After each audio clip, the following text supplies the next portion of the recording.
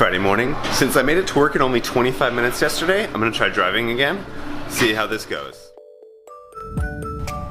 Alright, it's happening again where my car won't go into reverse. And it's giving me no error messages, no warnings. That's kind of frustrating. Alright, since my car doesn't seem to want to go in reverse, I'm gonna try something crazy. I'm gonna try summoning myself out of my own garage. Oh good, now my phone won't even connect to the car.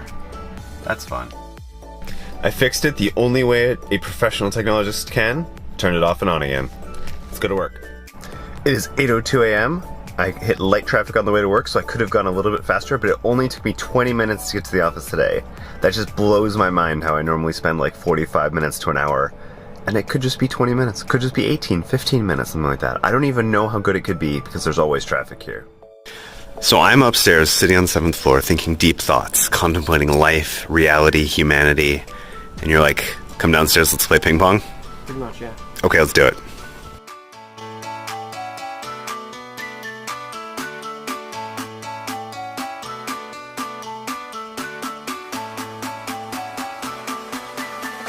Friday night, Stephanie and I are gonna go wash the baby. Stephanie is incident commander.